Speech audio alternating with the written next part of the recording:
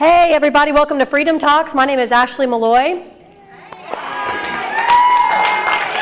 And so tonight the Lord had kind of put it on my heart to talk about worshiping in our wilderness and what that means. And so I think a lot of the times we get it kind of maybe a little mixed up when we talk about what is our wilderness. And so I wanted to kind of put some parameters on that, give you an idea what that might look like, and maybe see where you're at in it. And so the first thing I wanted to talk about is how do we get to the wilderness, and that's through, and how did the Israelites get to their wilderness? And the way that the Israelites got through to their wilderness was through their Exodus. And so that's its own whole book in the Bible. And so I wanted to talk about what do we really know about that. At the end of Genesis, there was a promise made by Joseph to his family. So this is before the time that the Israelites would become oppressed by the Egyptians. So this was before there was any slavery. They were in Egypt, but they hadn't yet become slaves. So I just kind of want to put this in your ear and just kind of hold on to this as we talk about it tonight.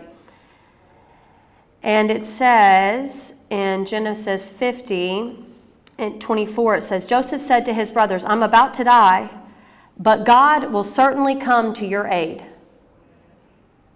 and bring you up from this land to the land he swore to give to Abraham, Isaac, and Jacob. So Joseph made his sons of Israel take an oath. When God comes to your aid, you are to carry my bones up from here.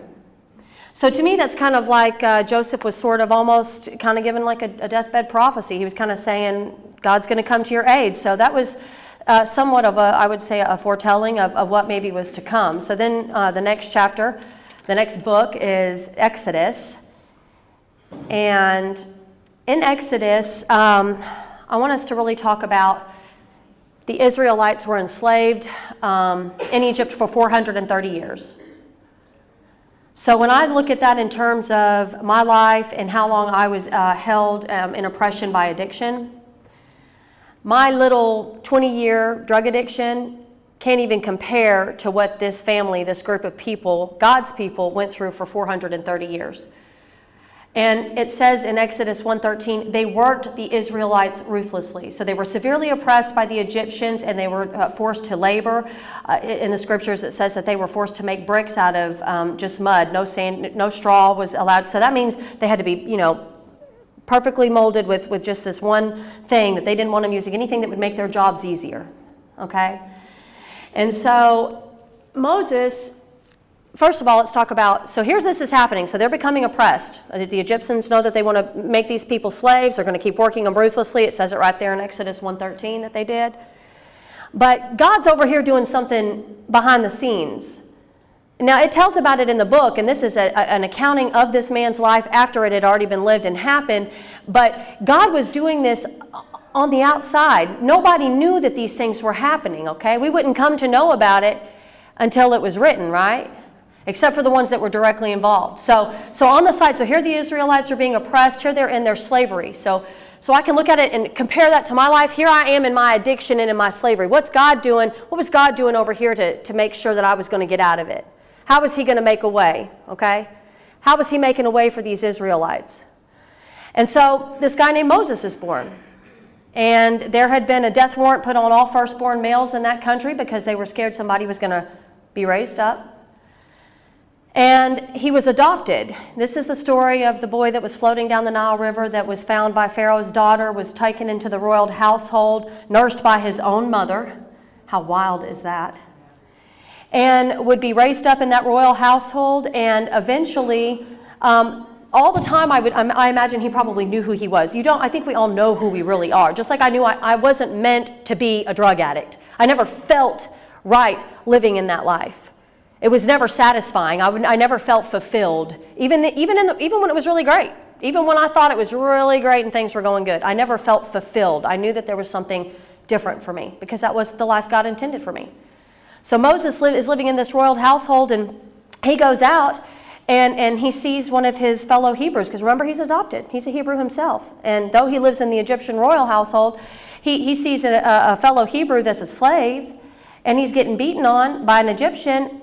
And what happens? He gets so mad he kills the Egyptian. Murdered a man. Goes back home, comes out the next day. Somebody points it out to him and say, what are you going to do to me? What you did to this dude over here yesterday? So he gets scared and he runs off. So he finds temporary relief in a place called Midian. And so he goes out there and he finds help from a man who would become his father-in-law. He gets married and he stays out there and he does life and he thinks, okay, I got this licked. I don't ever have to go back. Nobody ever has to really know. I don't ever have to confront what I did. I'm just going to live out here forever and be married and happy and shepherd and do all those things that God has called me to do out here. Till he ran into a burning bush one day, right? Until some spiritual experience happened to Moses and he realized, okay, I can't run from this anymore. And not because anybody from Egypt was coming after him. Not because anybody from that slave world was coming after him, calling him back to be responsible, but because God called him to face what he had done. Why do you think that is? Not just to release the Israelites out of Pharaoh's and send him in there to be the leader to bring them out into the Exodus and get them out of Egypt, out of that oppression, out of that slavery. But he wanted them to face those things as well. He wanted him. He didn't let him just get away with it. I mean, he was God. He could have said, hey, we're just going to make this go away. I just need you to go in there and get these people. We're going to come out. It's going to be easy. He was scared. He even told God, I don't really think so. I don't speak very eloquently. I have a stutter. So he said, all right, I'll give you a speaker. I'll give you Aaron, and he'll come and he'll do the talking for you, but you're still going to go do this thing. And God goes even further to say, and I'm going to harden Pharaoh's heart so that this isn't an easy task for you. If I was Moses, I'd be a little worried about it.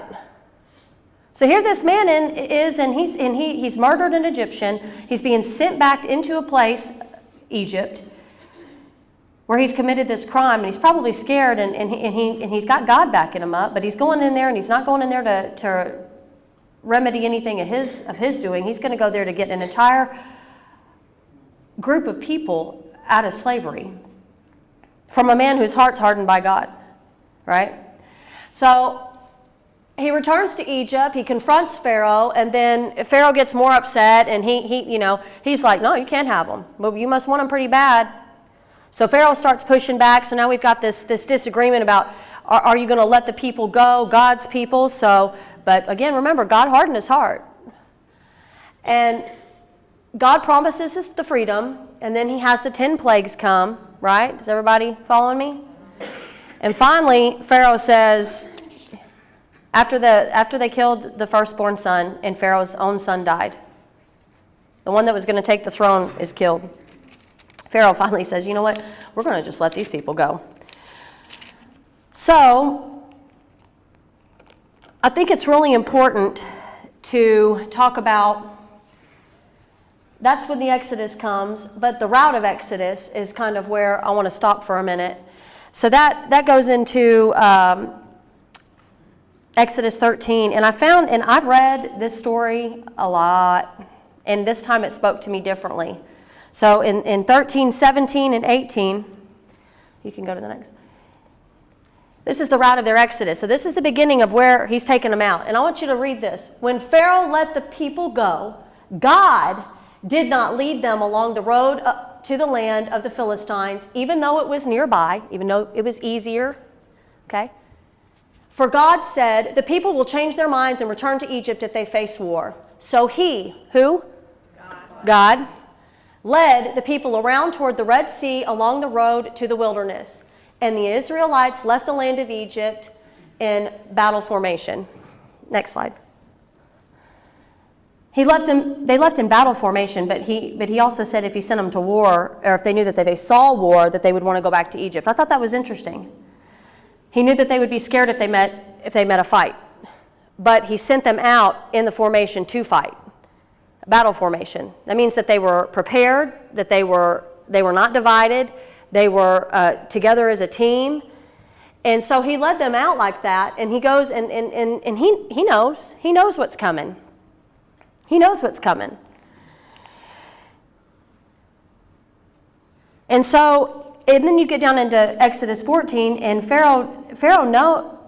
God knows what's going on with Pharaoh. So let's talk about that for a second. Remember what I said. God's people are being enslaved. They're getting let go. And God's over here already doing a whole nother thing. He's already making a way.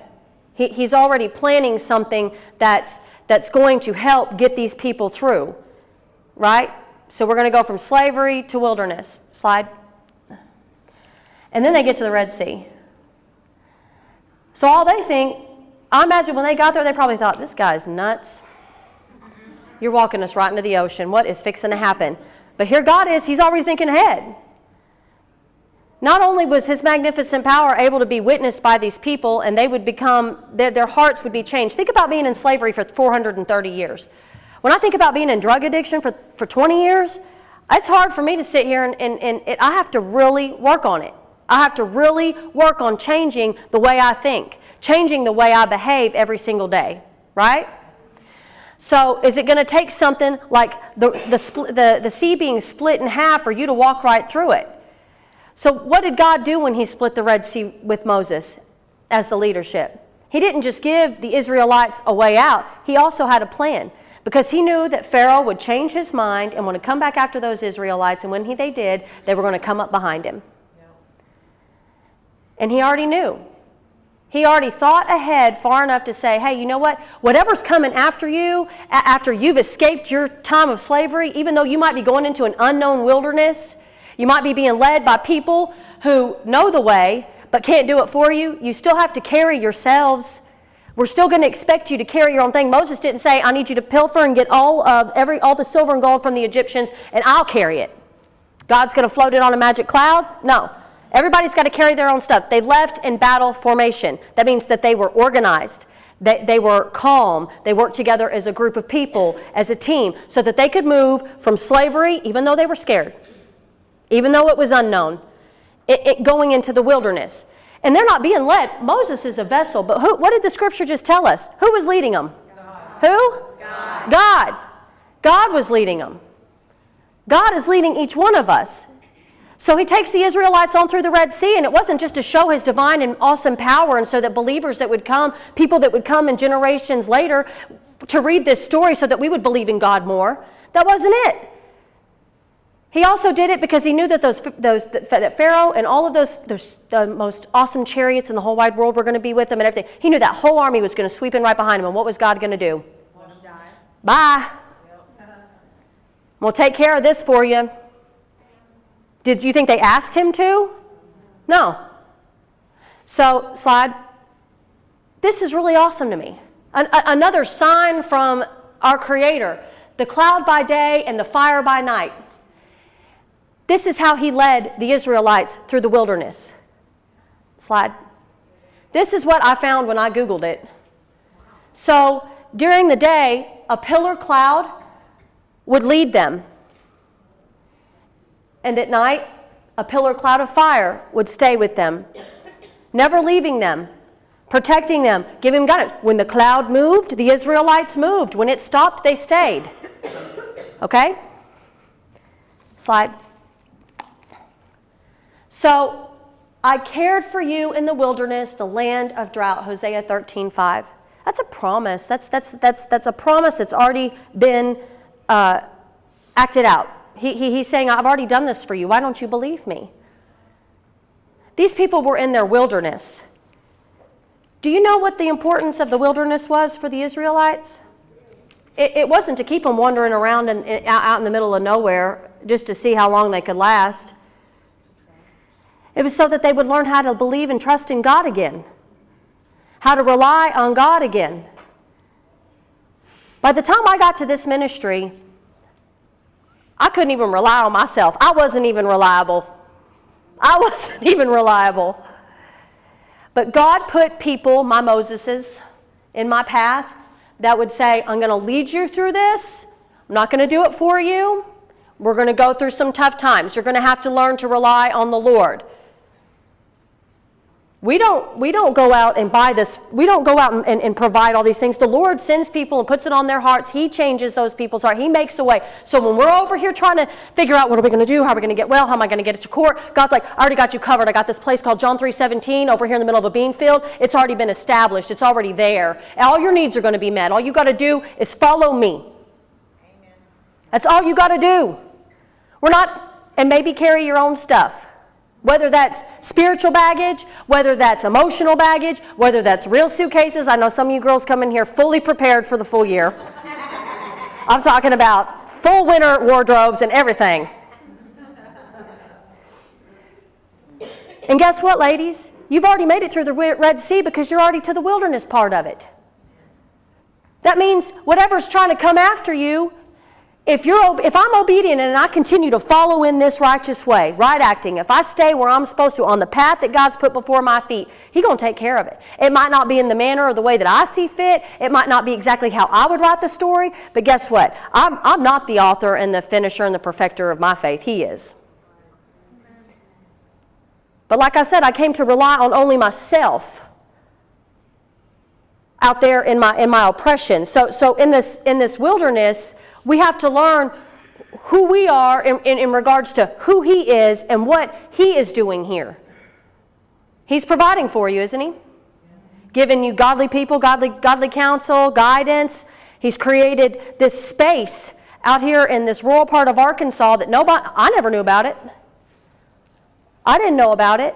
Where we have had to be, where we're tested, where we are tested. And why would He bring any of us out here to do any of these things, to give us this opportunity? He tells us right here in Isaiah 43:19, behold, I am doing a new thing. Now it springs forth. Do you not perceive it? Do you not understand it? Can't you see it?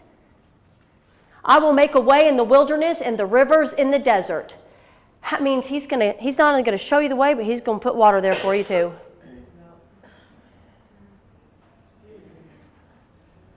Do you understand that this is what He's promising these things? That was the whole idea. Come out of slavery, go into the wilderness, learn to rely on God, right? Then what's the outcome? What's the ultimate goal that we're all trying to reach? To get to the promised land. Well, as I started really praying about it and asking God, what is this promised land? I understand, yes, it's a land of milk and honey. Okay, I get it. But then He spoke to me in my heart and He said, it is a place where I can fulfill the promises I have made to you in my word, and you will live it out. That's the promised land. That's the promised land. And so when I got to thinking of it for a little while longer, and I'm praying and I'm talking to the Lord about it, I'm thinking, this is kind of wild, because this isn't the last time this group of people goes through this. Somebody says, hey, God will come to your aid, just like Joseph did in that last chapter of Genesis. He said, God's going to come to your aid. They become slaves. They remain. They don't fight. They just do it for 430 years. God says, okay, let me send something in. Try to get you guys out. We're going to have all this stuff happen. You get freed. You go into the wilderness. You disobey God. You turn your back on. He forgives you. You stop. Then what? And it's just over and over and over and over again. You see it in this Old Testament. We just see these over and over again. The Israelites just continuing to get into this cycle where they believe in God, they're going to follow God, then they're not, and then more oppression happens, and then they stop believing, and then they find God again, and He gives forgiveness. And so I figured that this would just probably keep going until we run smack into the book of Matthew. And a little baby boy named Jesus is born. He says, guess what? You ain't got to go through the wilderness anymore, really. Slide. And you shall remember that the Lord your God led you all the way these 40 years. So they were there for 40 years. Something that was just supposed to be a very short hike. So a few days maybe. 40 days. And that's incidentally the same amount of time that Jesus was in the desert when He was tempted by the devil in the New Testament. And you shall remember that the Lord your God led you all the way these 40 years in the wilderness to humble you and test you, to know what is in your heart, whether you would keep his commandments or not. Deuteronomy 8:2. To humble. Let's talk about that for just a second. I'm a pretty independent gal. Like I said, I only relied on myself. I didn't need anybody's help. So when we come in here and we need to ask people for things, we got to find somebody that we can, get help from. Not just help from, I need food every day, but help from, I'm struggling and I need somebody to talk to. Help from, I'm carrying all this stuff around. I've told you girls in Bible study, some of you ladies are walking around here with all this emotional baggage, all this spiritual baggage. Y'all are walking around like this. Instead of walking around like this. To humble you and test you. He wants to see if the work he's doing, when you're up praising and worshiping and saying, yes, I am, Jesus, Jesus, Jesus, is this a real thing? Is it sticking? Is this genuine? Has your heart really changed? Slide. There is much to learn from the Spirit of God in the desert places of our lives.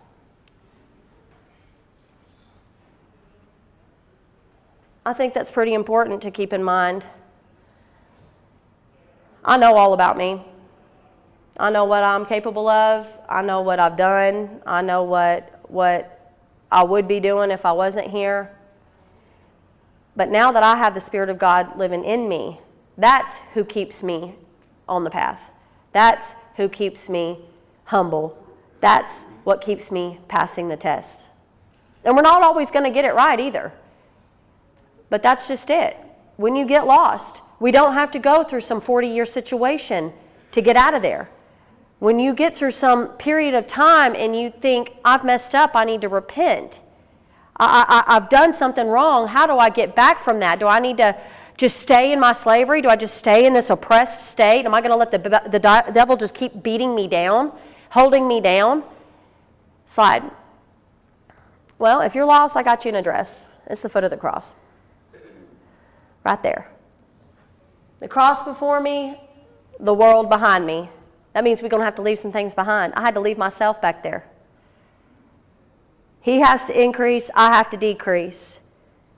And if I'm lost, I don't have to go through some 40-year wilderness to find it. It's right there. Not just for me. I'm here to tell you it's there for you too. Every single one of us has this opportunity on a daily basis to go here when we need to. Because it's level ground for each and every one of us. I don't care where we've come from, what we've done, what we aren't doing, who we've hurt, who's hurt us. This is the same for everybody. It's the same for everybody. Slide. And God changed her circle so he could change her life. What has God pulled you out of? What slavery has he brought you a Moses and said, come on, girl, get your stuff, we're going. We got to get. We got to get out of here. We're going to go do something new and different. So you get yourself here with the help of God and somebody that led you here. And it might not have been something that you've seen or somebody that directly led you here. Some of us had a judge bring us here. Some of us had family members here. But some of us found our way and we don't know how. And it's probably because we had a bunch of people that loved us that were praying for us the whole time. Prayed you here. The unseen things. That's the part that we have to really be aware of. So God can do something in the valley. It doesn't just have to be on a mountaintop where we meet him or where he meets us. He can do stuff in the valley too. And I don't want us to forget that, I don't want us to focus on what you can't see or what you can see. Don't focus on what you can't see either. As long as you can, once you accept that God is omniscient, omnipotent, and omnipresent, which means he's in all places, at all times, all-knowing and all-powerful, then he can't do anything if you're out running around and doing more damage. But you stay here and do this thing, he can heal you and at the same time heal them. And once it comes to the time for y'all to be reconciled with one another, everybody's heart is going to be in the right place. The situation will be right where he wants it, and above all things, it'll be to glorify him. He's not going to do it if it's not going to glorify him. He wants the credit for it, ladies, because he's the one that did it ultimately. right? Okay. And let's see. By being placed here, and then I'll close on this, by being placed here by God, you're appointed to this. I truly believe that with all my heart. Every single one of us that are in this room are appointed to this point in time. It's a divine appointment, right? For the ones of us that are still in the program, these ladies here, God has trusted you to steward over this place, to maintain it, to help us manage it, to help us care for it and keep it, so that it's nice while we're here, but that's so it's for when the people that are coming behind us. And while you're stewarding these things and He's testing us and making us humble, do you know what's happening in that period of time, that stewarding, the stewardship you're doing, this taking care of this place, helping us? You're getting prepared for what He has out for you out there. You're getting prepared. He's preparing you for what He's got for you out there. Okay? I love you, ladies. I love everybody in Freedom Talks land. And I just want you to remember to worship where you are. Give thanks right where you're at. If you're in a valley, don't forget, God can do stuff in valleys just like He can do stuff on mountaintops, okay? And I pray just blessings over all of y'all, okay?